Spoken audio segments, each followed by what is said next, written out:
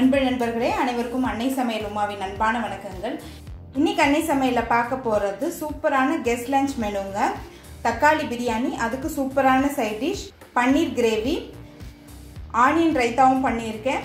இந்த lunch menu பார்த்தீங்கன்னா ரொம்ப சுலபமாக செய்யக்கூடியது. கிட்டத்தட்ட ஒரு 1 ஹவர்க்குள்ளே நீங்கள் முடிச்சிடலாம். வாங்க எப்படி செய்கிறதுன்னு பார்க்கலாம். முதல்ல தக்காளி பிரியாணி எப்படி செய்கிறதுன்னு பார்க்கலாம். 2 பட்டை, 2 கிராம்பு, 2 ஏலக்காய்,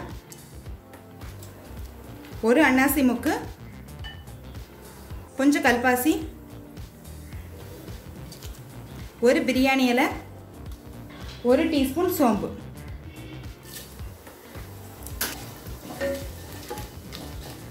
அடுத்து 1 டீஸ்பூன் இஞ்சி பூண்டு விழுது,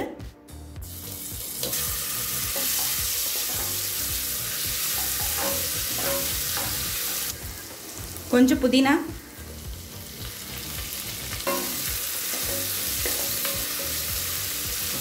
நீளமாக நறுக்குன 1 பெரிய வெங்காயத்தை சேர்த்துக்கலாம்.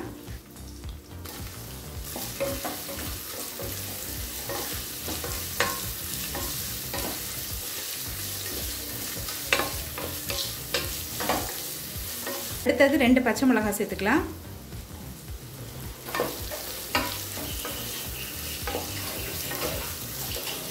இப்போ வெங்காயம் நல்லா வதங்கிடுச்சு. அடுத்து 3 தக்காளியை மிக்சியில் நைஸாக அரைச்சி இதில் சேர்த்துக்கலாங்க.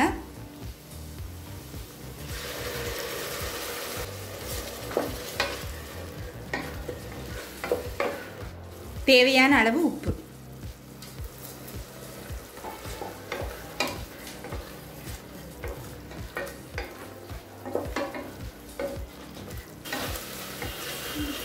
இப்போ தக்காளி நல்லா வதங்கிடுச்சு. அடுத்தது 2 டீஸ்பூன் மிளகாய்த்தூள், 1 டீஸ்பூன் தனியாத்தூள், 1 டீஸ்பூன் பிரியாணி மசாலா.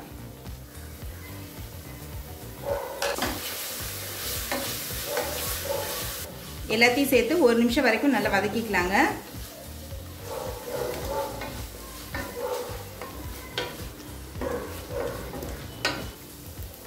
இப்போ மிளகாத்தூள் சேர்த்துட்டு நல்லா வதக்கியாச்சுங்க. அடுத்து 1/4 கப் பச்சை பட்டாணி சேர்த்துக்கலாங்க.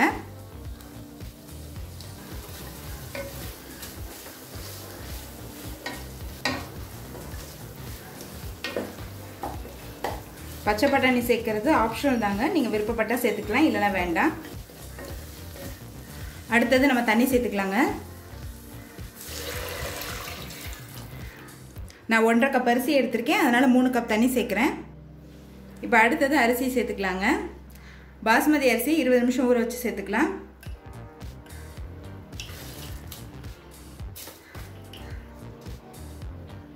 நான் 1.5 கப் அரிசி எடுத்திருக்கேங்க. கொஞ்சம் புதினா,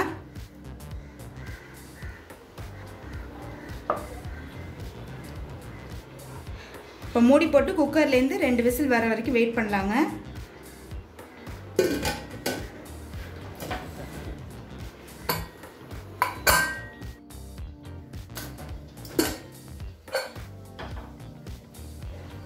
கொஞ்சமாக நெய் சேர்த்துக்கலாம். கொஞ்சம் கொத்தமல்லி,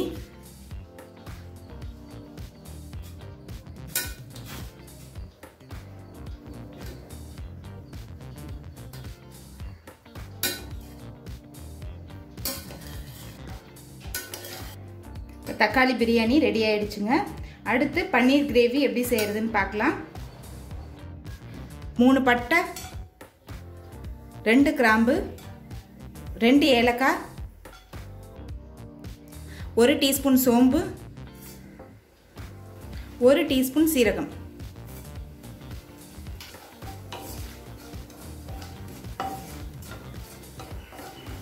அடுத்தது 3 பெரிய வெங்காயத்தை சேர்த்துக்கலாம்.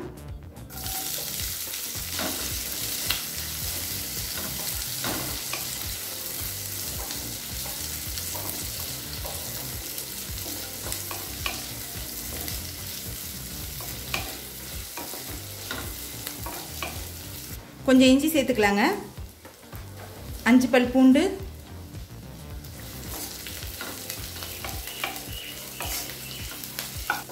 இப்போ அடுத்து 2 தக்காளி சேர்த்துக்கலாம்.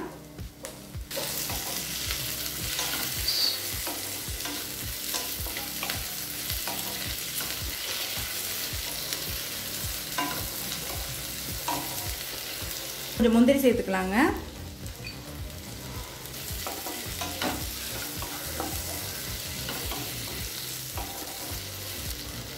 ரெண்டு பச்சை மிளகாய் சேர்த்துக்கலாம். பச்சை மிளகாய் வாசனைக்காக தாங்க சேர்க்குறோம். இப்போ எல்லாத்தையும் நல்லா வதக்கியாச்சுங்க. இப்போ இதெல்லாம் ஆறின பிறகு மிக்சியில் நைஸாக அரைச்சிக்கலாங்க. கடாயில் தேவையான அளவு எண்ணெய். இப்போ மிக்சியில் அரைச்சி வச்சுருக்க விழுதை இதில் சேர்த்துக்கலாம்.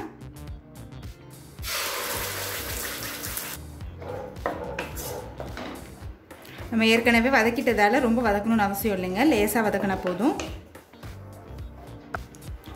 தேவையான அளவு உப்பு. இப்போ 2 நிமிஷம் வரைக்கும் நல்லா வதக்கியாச்சுங்க. 1/4 டீஸ்பூன் மஞ்சள் தூள், 2 டீஸ்பூன் மிளகாய் தூள், 1 டீஸ்பூன் தனியாத்தூள், 1 டீஸ்பூன் கரம் மசாலா, 1 டீஸ்பூன் காஷ்மீரி மிளகாய் தூள். 1 நிமிஷம் வரைக்கும் நல்லா வதக்கிக்கலாங்க. காஷ்மீரி மிளகாய் தூள் நான் கலருக்காக தாங்க சேர்க்குறேன். விருப்பப்பட்டால் சேர்த்துக்கலாம், இல்லைனா வேண்டாம். இப்போ மிளகாத்தூள் சேர்த்துட்டு நல்லா வதக்கியாச்சுங்க. இது கூடவே 1/2 கப் தண்ணி சேர்த்துக்கலாம்.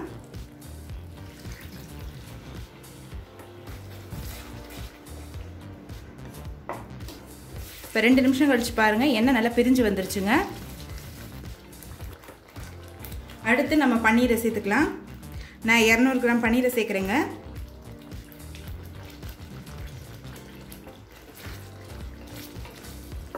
பன்னீர் சேர்த்துட்ட பிறகு ஒரு 2 நிமிஷம் ஸ்லோவில் இருக்கட்டுங்க. இப்போ கொஞ்சமாக கொத்தமல்லி சேர்த்துக்கலாம். இப்போ பன்னீர் கிரேவி ரெடி ஆகிடுச்சுங்க. நம்ம சர்வ் பண்ணிடலாம். இப்போ சுவையான தக்காளி பிரியாணி ரெடி ஆயிடுச்சுங்க. அதுக்கு சூப்பரான சைட் டிஷ் பன்னீர் கிரேவியும் ரெடி ஆயிடுச்சு. ரெசிபியை ட்ரை பண்ணி பாருங்கள், கண்டிப்பாக உங்களுக்கே பிடிக்கும். ரெசிபி பிடிச்சிருந்ததுன்னா வீடியோவை லைக் பண்ணுங்கள், கமெண்ட் பண்ணுங்கள், ஷேர் பண்ணுங்கள். இது வரைக்கும் அன்னை சமையல் சேனலை சப்ஸ்கிரைப் பண்ணலன்னா சப்ஸ்கிரைப் பண்ணுங்கள். தேங்க்யூ.